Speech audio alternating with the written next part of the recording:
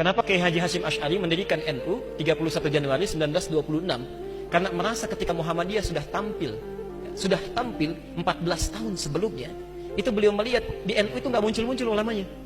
Asy'ari dengan pendiri Muhammadiyah, Muhammad Darwish, itu satu keluarga, satu saudara yang sama, bahkan ngajinya sama-sama, itu di Semarang, di Kiai Haji Soleh Darat.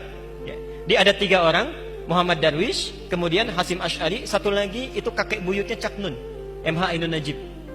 Cuma 2 ini yang menonjol, karena menonjol, bagus baca kitabnya, soleh orangnya, itu langsung diperintahkan pergi ke Mekah, diberikan kitab. Kalau kakek buyutnya MH Ainun Najib, itu cuma diberikan cincin pada saat itu. Saat berangkat ke Mekah, berguru di guru yang sama, namanya Syekh Ahmad Khatib dari Sambas, dikenal dengan Syekh Ahmad Khatib As-Sambasi.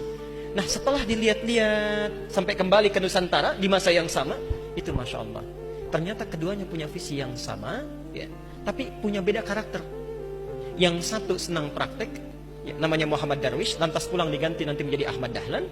Yang satu lagi senang menulis kitab. Nah, Hasyim Asy'ari ini menulis 19 kitab dalam hidupnya. Kami punya itu koleksinya, ada 19 kitab. Nah, sebelum beliau menulis dan mendirikan Nahdlatul Ulama itu, kayak aja Ahmad Dahlan kan senang praktek. Begitu pulang, menafsirkan surat Al-Ma'un, tidak tunggu nulis buku. Selesai kajian, buka pakaian luarnya, keluarkan uang yang dibawanya, sampaikan pada masyarakat, bikin rumah sakit, bikin pesantren, bikin sekolah, bikin macam-macam praktek. Hasyim Asy'ari mulai menulis. Saat meninggal Kiai Haji Ahmad Dahlan 1924, difikirkan oleh beliau, ini seorang sudah meninggal dunia, ulama belum bangkit. Maka ditulislah kemudian kitab baru yang menjadi landasan lahirnya ormas baru disebut dengan Nahdlatul Ulama. Yang ingin saya sampaikan, kedua-duanya ini ternyata satu garis nasab yang sama. Bertemu di Maulana Ishaq. Jadi kalau kita urutkan, maaf, Muhammad Hasyim Al-Asy'ari bin Abdul Wahid, bukan Kang Wahid yang ini ya, itu ada Gunawannya, ini lain.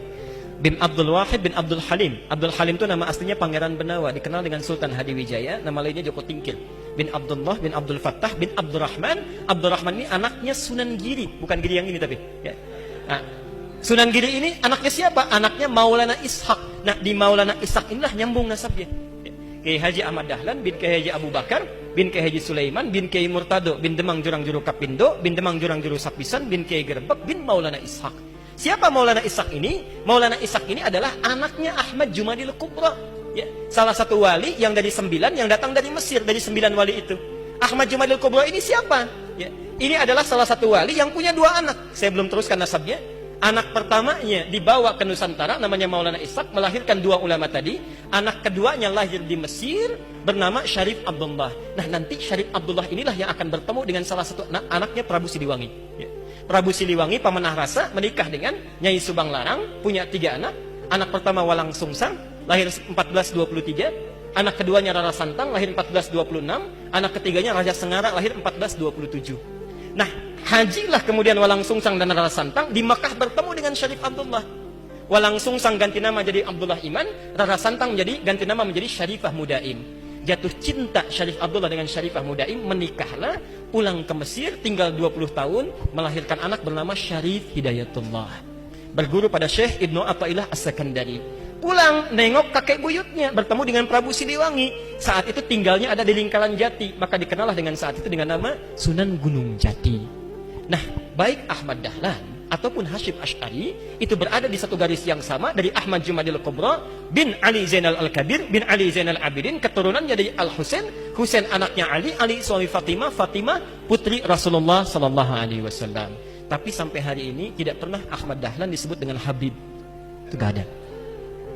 Kayak Ahmad Dahlan. Yang penting sikapnya seperti Nabi, tuturnya seperti Nabi, pandangannya seperti Nabi. Kullu mri'in bima kasaba rahin, itu pilihan kita semua. Mudah-mudahan pertemuan hari ini kita